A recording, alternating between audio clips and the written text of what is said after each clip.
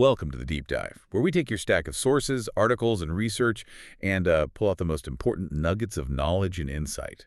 Today, we are looking at what might be the single greatest paradox in professional sports, and it all revolves around the 2025-26 Los Angeles Clippers. It really is a season of these profound, almost unbelievable extremes. I mean, just picture this for a second. You have a team that limped into December 2025, just floundering with a devastating 5-16 record.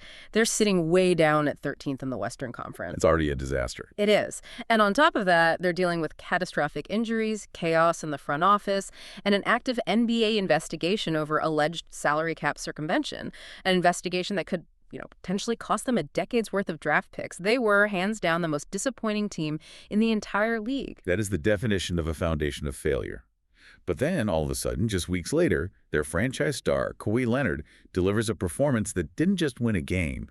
It actually made NBA history, the kind of history we have never seen before from a player his age. We're talking about Kawhi Leonard scoring a career-high 55 points on December 28th, 2025.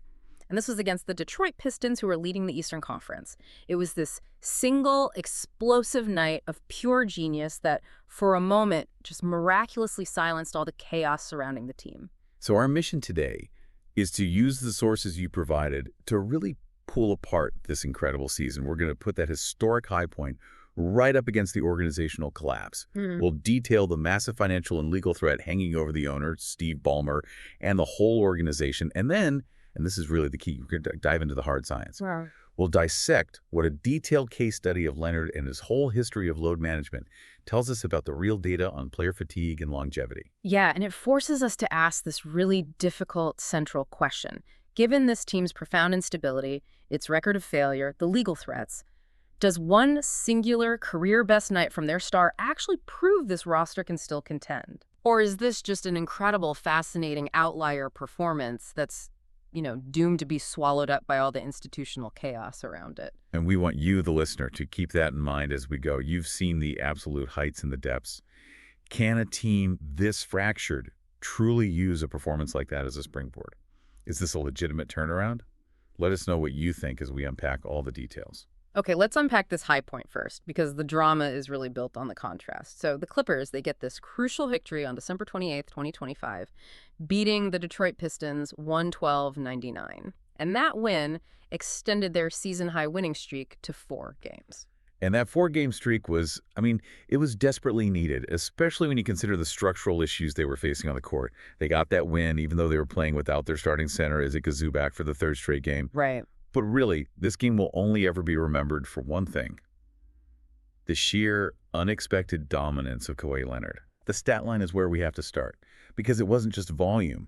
It was surgical efficiency combined with that volume. A career-high 55 points. If you just look at the raw shooting numbers, they're just staggering for a night where he used that many possessions. He went 17 of 26 from the field. That translates to a phenomenal 65.4% shooting percentage. Incredible. And maybe even more impressively, he was 5 for 10 from three-point range. But the thing that truly shows his level of attack and control was what he did at the free throw line. Leonard made 16 of his 17 attempts. That free throw precision is a specific detail that really defines this performance. It's not just a footnote. It speaks to this immense focus and concentration he had through the whole game. It absolutely does. In fact, that single missed free throw, which came in the 3rd quarter, was the only blemish on his entire month-long performance from the line. You're kidding. No.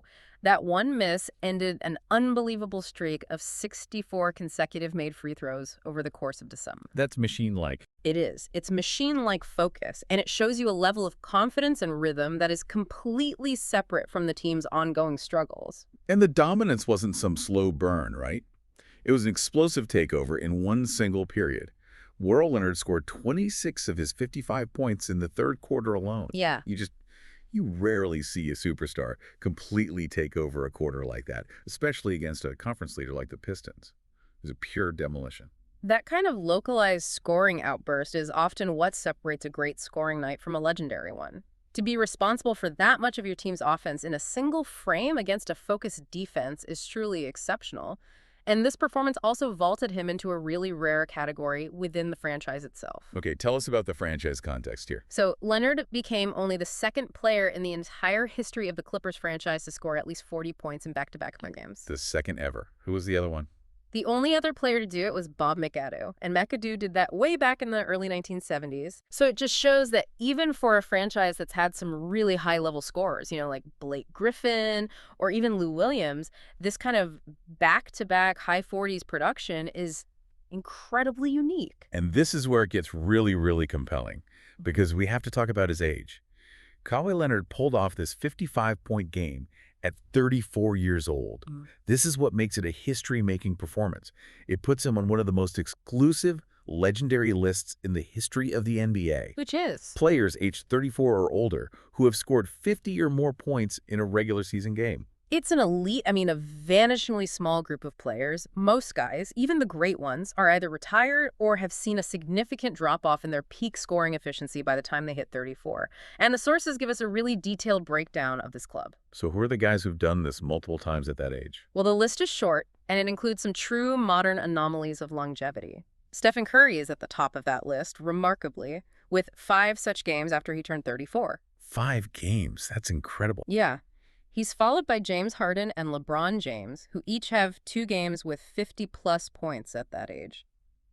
The fact that Curry, Harden, and James are the only players to do it more than once, it just speaks volumes about the physical toll of the modern league. And so Kawhi now sits right alongside what you could call the one-game club, a collection of legends who managed to just uncork one single massive scoring night when most people thought their prime was behind them. And he joins an incredible roster. We are talking about Michael Jordan, who dropped 51 points, Karl Malone, who scored 56, Alex English had 51. Jamal Crawford, too. Jamal Crawford also with 51 points, Bernard King with 51, and of course Kobe Bryant, who famously closed out his entire career with 60 points in his final game. Leonard's 55 points ties him as one of the highest scores on that single occurrence list. He's sitting just 1 point behind Karl Malone's 56. What's so fascinating here is the context you mentioned earlier. We're talking about Kawhi Leonard, the man who is literally the face of Lowe's management. This strategic planned resting designed explicitly to reduce mileage and extend a career. And yet, he just delivered the best scoring night of his entire career, joining a list of players who, for the most part, carried significantly heavier, minute loads throughout their 30s. It raises this profound scientific and almost philosophical question about longevity, doesn't it? Is this 55-point game the result of his load management? Does it prove that reduced mileage allows for these explosive peaks later in life? Whoa. Or is it just a testament to his own singular talent and dedication, proving he was always capable of this, regardless of the rest schedule? Yeah, and if load management is supposed to keep you fresh and ready to deliver, why did it take until December 28th, with the season basically collapsing around him, for him to unleash this kind of performance? It really challenges the idea that rest automatically translates to short-term statistical boosts, which is a point we're going to dive into with the data later on. For now, I think it serves as this powerful symbol. The body, when it's maintained, can still deliver these moments of peak brilliance. It suggests that the problem with the Clippers isn't necessarily the body of their star. It's everything else. It's everything else surrounding him. So we've established the historic peak. Now, let's pivot sharply to the environment where this all happened. Because if you look away from that one box score, you see a franchise in a total, historically bad freefall. And we transition from that historic high to a historic low. The sources say that coming into the 2025-26 season, the expectation for the Clippers was really high. They were designed to be a dark horse contender. They were. That optimism was rooted in a very heavily touted, aggressive offseason strategy. The goal was clearly to win right now, sacrificing any future flexibility for present star power. They brought in these high-profile veterans, all-star caliber players like Brook Lopez and Bradley Beal, and they even engineered a reunion with Chris Paul in what was supposed to be his 21st and final season. And of course, the core of Leonard and Harden was still there. The plan was to compete now. Exactly. But those star-studded additions created an immediate, glaring structural problem for the roster, didn't they? Yes, the structural weakness was age. These acquisitions resulted in the Clippers having an average age of 33.2 years, which, when the season tipped off, made them the oldest team in NBA history. The oldest ever. And that's not just a fun fact, it was a critical risk assessment. The team was designed for veteran skill and, institutional knowledge, but it came with massive inherent risks regarding durability and availability. And that risk assessment failed almost instantly. They lost on opening night to the Utah Jazz and just quickly spiraled to a 5-16 record in their first 21 games. By December 29th, they were 10-21, sitting a shocking 16.5 games back of the leading Oklahoma City Thunder. They weren't just losing, they were completely irrelevant. The statistical low point was definitely November. When we look back at the franchise's 56-year history, the sources highlight November 2025 as the absolute worst month. They managed an abysmal 213 record. Help us unpack what that really means. When a franchise with a history of disappointment calls a single month the worst ever, what specific metrics made it so catastrophic? It wasn't just the sheer number of losses, it was the average margin of defeat and the complete lack of competitive spirit. In their 13 losses that month, their average deficit ballooned to over 15 points per game. 15 points. Yeah. And there were multiple reports highlighting poor effort, a lack of defensive intensity, and just zero discernible chemistry among the key veterans they had just acquired. It signaled a fundamental failure of the entire roster design. So it wasn't just a slump. No, it was a systemic failure. And then the front office mismanagement and roster instability just poured gasoline on that fire. Let's start with Bradley Beal, who was supposed to be this key injection of offense. Beal's tenure with them was a total nightmare. He fractured his hip on November 8th, and that injury was deemed season-ending after he had appeared in only 6 of the team's first 10 games. So you wipe out one of your major offseason investments, the guy you relied on for high-level scoring, just weeks into the season. That's catastrophic for a team that's already so thin on depth. And the geriatric roster just continued to crumble exactly where that risk analysis suggested it would. Right. Injuries started mounting up all across the depth chart. Derrick Jones Jr. went down with a sprained MCL in mid-November, ruled out for 6 weeks. Bogdan Bogdanović, he kept missing significant time with a nagging left hip contusion. The entire rotation was suddenly just running on fumes, which pushed older players into these untenable minute totals. And the handling of Chris Paul was maybe the most public sign of just internal desperation and turmoil. You don't just send a player of his stature home in the middle of a road trip. That decision to release Chris Paul and send him home on December 3rd was a nuclear option is a good way to put it. It was instantly controversial and heavily criticized, not just by fans, but by league analysts. While his production had obviously fallen off, the move signaled that the internal issues, whether it was chemistry, locker room morale, or just disappointment, were so toxic that the organization felt a public, humiliating release of a future Hall of Famer was the only option. It suggests the collapse went way beyond just losing basketball games. It was an emotional and relational failure. Then there's the trade critique. The sources heavily criticized the move that sent Norman Powell to the Miami Heat for John Collins. Powell was apparently having a renaissance career in Miami, playing some of his best basketball. Yeah, while Collins was struggling to find his fit with the Clippers despite being immediately pushed into the starting lineup because of all the injuries. So that trade was instantly scrutinized. Oh, immediately. Because it seemed like a move made purely out of desperation for size rather than, strategic fit. Powell was a reliable scorer and a floor spacer who was thriving elsewhere. Collins, on the other hand, was pushed into a role he wasn't perfectly suited for, trying to cover for that lack of depth. And the most damning part came pretty quickly, didn't it? It did. The Clippers lost a pair of games to the Heat, who were benefiting directly from Powell's presence. It was a trade that just reinforced the perception of a front office that was flailing under pressure and making moves that actively undermined the team's stability. So if we step back, the narrative is just brutal. The oldest team in NBA history, ravaged by injuries, defined by the worst month in franchise history, and marked by controversial player exiles and bad trades. It's a total, comprehensive operational failure. And this leads us to the very foundation of the team itself. Because if the on-court operational failure is bad enough, the potential financial and legal failure hanging over their heads is existential. The question has to be asked, was this roster even built honestly in the first place? That is the perfect segue. We move from the operational collapse to the foundational crisis. the legal threat. And this allegation strikes directly at the core integrity of the team's construction. And it involves the highest levels of the organization, specifically the team owner, Steve Ballmer. The report that brought all of this to light surfaced in September 2025, just as training camp was about to begin. The podcaster Pablo Torre reported on potential unethical payments involving Kawhi Leonard and the owner, Steve Ballmer. Okay, let's drill down into the specific accusation. What exactly did Kawhi allegedly receive? The core of the allegation revolves around an endorsement deal Leonard supposedly signed with Aspiration, which was described as a now-bankrupt environmental company that had a significant affiliation with the Clippers organization. The deal was allegedly worth $28 million. $28 million. And the explosive element here is the claim that this was a no-show job.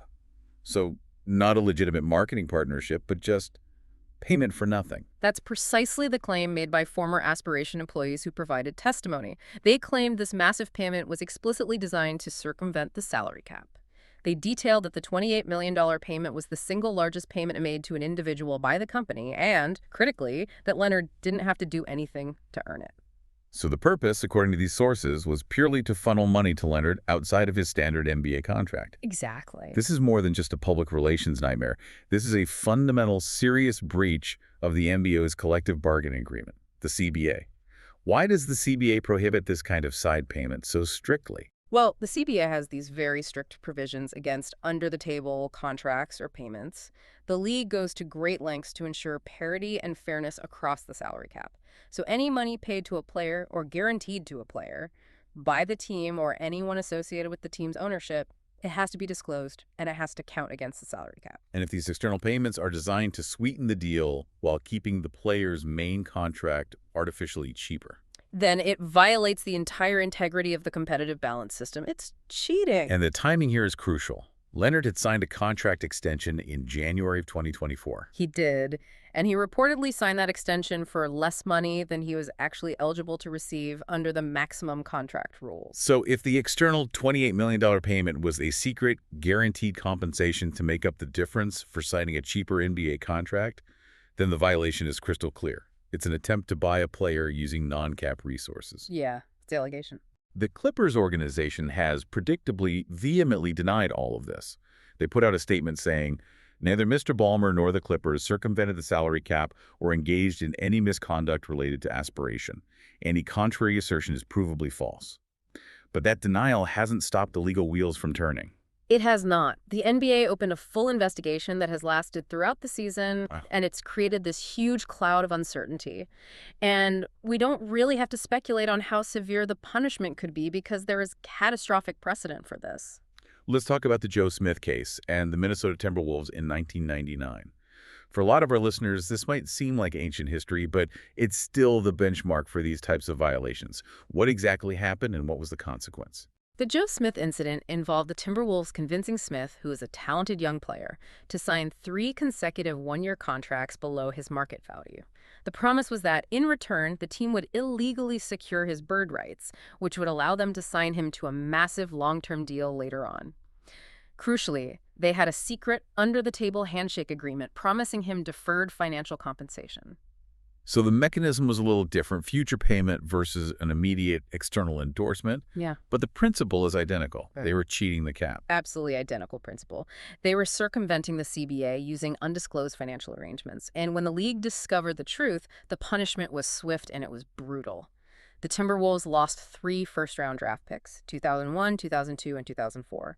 They were also hit with a $3.5 million fine. Losing 3 first-round picks is catastrophic. It doesn't just hurt you for 1 year. It decimates your ability to rebuild, restructure, or trade for talent for almost a decade. It creates institutional damage that just lingers for years and years. The severity of that punishment directly correlates to the integrity of the league's system. If the Clippers are found guilty of this violation, especially given the direct alleged involvement of the owner and a superstar player, the league has to uphold that precedent. The potential loss of multiple first-round picks would completely derail the Clippers' future, compounding the damage of the current season collapse. They'd have no assets to trade, no young talent coming in, and just an aging, expensive roster. Exactly. So what we have is a team that is currently failing spectacularly on the court, with the oldest roster ever assembled, while simultaneously facing a potential financial and legal punishment that could cripple their ability to operate for the rest of the decade. It's an unparalleled institutional failure swirling around that one perfect 55-point game. The contrast is truly philosophical, isn't it?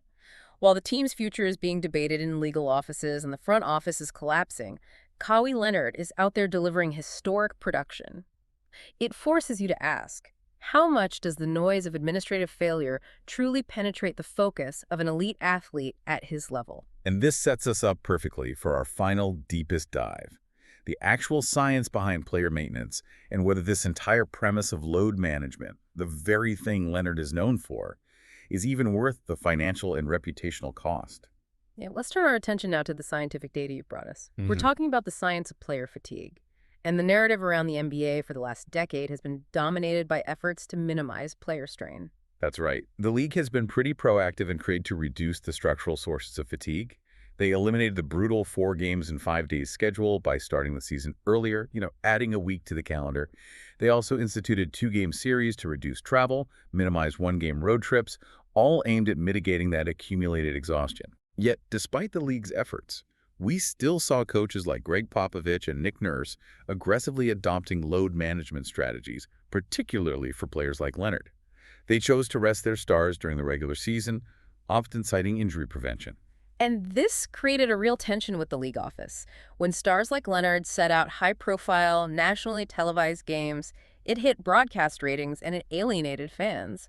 So the league responded by introducing a resting policy that prohibits resting healthy players in those big games, with fines starting at a minimum of $100,000. $100,000? Yeah. It created a massive financial disincentive for teams like the Clippers to strategically rest their aging, injury-prone stars. So the core question driving this entire conflict is, does all this effort from the league scheduling to the team's load management actually lead to better performance? Let's start with the in-game workload analysis. How did the researchers even try to quantify player exertion and link it to performance? Well, the study used GPS tracking data, specifically focusing on the distance a player traveled on the court as the main proxy for their workload or exertion. Then they compared this exertion against standard performance metrics like field goal percentage, points, and turnovers. And what was the finding? What's the correlation between how hard a player runs and how well they shoot? This is where conventional wisdom gets completely debunked. The analysis suggested that a player's exertion accounts for an incredibly low percentage of variation in performance. Let's look at that raw number you mentioned earlier, but we need to translate it carefully for our listeners. Okay, we saw an adjusted R-squared value of 0.0013 for field goal percentage among players playing more than 12 minutes. Expert, help me translate that statistical jargon. What does an R-squared of 0.00013 mean for someone just watching the game? It means the influence is statistically negligible. It's practically zero. An R-squared value tells you the percentage of variation in the outcome, in this case, shooting performance, that can be explained by the input variable, which is exertion. A value of 0.0013 means that less than 0.1% of the variation in their shot-making ability is explained by how far they ran during that game. That is just mind-boggling. It strongly suggests that for skilled NBA players, marginal fatigue accumulated during a game barely influences their ability to execute highly technical skills, like shooting. I mean, they're professionals. Their muscle memory is just too strong for simple fatigue to derail a jump shot. It does provide some nuance, though. The researchers did find that scoring points showed a strong, statistically significant correlation with exertion, as did steals. Which, makes sense. To score more, you generally have to seek out the ball and drive more, which requires more exertion. To get steals, you have to run farther and faster. But those are volume metrics. What about the quality metrics, the efficiency? Right. When you look at the more granular performance metrics like three-point shooting percentage, free throws, offensive rebounds, and turnovers, the correlation with exertion was either inconsistent or just non-existent across different data subsets. The researchers concluded that the overall relationship between in-game workload and performance is, and I'm quoting here, inconsistent and largely ambiguous. So the theory that if you rest a player for 5 minutes, they'll be tangibly fresher and make their next shot, that's heavily challenged by this data. It just doesn't seem to work that way in the short term. Exactly. And the study went one step further. It explored the theory of post-distance overload regression. The idea being that if a player covers an unusually high distance in the days leading up to a game, say the last 3, 5, or 7 days, they should perform worse in the observation game because of that cumulative fatigue. And did they find this regression? Did players perform worse? They found the opposite. They noted that players who covered more distance in prior games also tended to cover more distance in the observation game. This suggests that the real driver isn't fatigue leading to physical inability. It's the player's role, their usage rate, and the overall game pace that determine workload, not chronic fatigue limiting their physical output. This shifts the focus entirely. If in-game workload isn't the main fatigue source affecting performance, then we have to look at the structural fatigue factors, the scheduling, the travel, the time zones that teams are always blaming for slumps. And that's where the analysis on game net rating comes in. The researchers use game net rating, which is standardized per 100 possessions, as their precise measure of game outcome. And crucially, they controlled for team strength using end-of-season net rating difference. That allowed them to isolate the impact of the schedule independent of whether the team was good or bad. We constantly hear fans and analysts blaming back-to-backs, long flights, and time zone changes. What did the study find were the factors that were surprisingly insignificant in affecting a team's game net rating? The results contradicted so much of the conventional wisdom. First, playing the second game of a back-to-back schedule, the classic rest killer, was found to be insignificant in negatively affecting game net rating. Wait, hold on. The second night of a back-to-back doesn't statistically make the team play worse. That is a massive finding. It is. Secondly, overall flight distance and flight duration were also found to be statistically insignificant. So all the complaints about West Coast teams having a disadvantage because they fly more. This study says the total miles flown simply doesn't impact performance in a measurable way. And furthermore, the majority of time zone changes were also found to be insignificant. So if the common complaints, back-to-backs and total travel, don't really matter, what schedule factors do statistically matter? What actually causes a quantifiable dip in team performance? Two elements stood out as truly consequential. First, schedule density. Playing the third game in 4 days had a significant detrimental effect. This highly condensed schedule resulted in an expected game net rating decrease of -1.290. So that's the structural killer. It's not playing 2 in a row. It's packing 3 games into a short 4-day window that drains the battery. That's it. It's the pace of play, not the accumulation. The second consequential factor was the difference in days of rest between opponents. Oh, that's interesting. Yeah, if your opponent had an extra day of rest over you, that mattered significantly. The study showed a 0.35 increase in game net rating for each extra day of rest a team had over its opponent. That is crucial. Mm-hmm. So performance isn't affected by your own state of fatigue as much as it's affected by your relative fatigue compared to the team you're facing. If both teams are tired, it cancels out. Precisely. But if you're tired and they are fresh, that is when the performance dip is quantifiable. But even so. Right, and this needs emphasizing. Even the significant structural factors, the density and the relative rest, explain less than 0.1% of the overall variance in game outcomes. So while they matter, they still offer very little information about why one game turned out differently than another. The most important factor is always just the strength of the teams themselves. Let's pivot back to our primary case study, Kawhi Leonard. If load management is meant to mitigate fatigue and produce these short-term bursts of exceptional play, what did the specific analysis of his entire career, Spurs, Raptors, Clippers, reveal about its effectiveness? The researchers tested a very direct, clear hypothesis. Does Kawhi perform better immediately following periods of extra rest, so load management? They used the player impact estimate, or PIE, as their response variable. Okay, let's make sure everyone understands PIE. Right. PIE is the NBA's own comprehensive, all-encompassing metric for player performance. It factors in everything: offense, defense, efficiency, usage. It essentially tries to capture a player's total contribution to the game in a single number. A PIE of 0.15 or higher is considered elite. It places a player in the 95th percentile. Okay, so they looked at his PIE in games right after a rest versus games after standard play. What did they find? Using a robust difference of means test across his entire career, the finding was stark. Leonard was no more likely to perform better after being load managed. While he consistently performs at an elite level, a PIE above 0.15, the data shows he maintains this elite output even in games following 0 extra rest. Wow. So if you're a team executive and you're paying a minimum $100,000 fine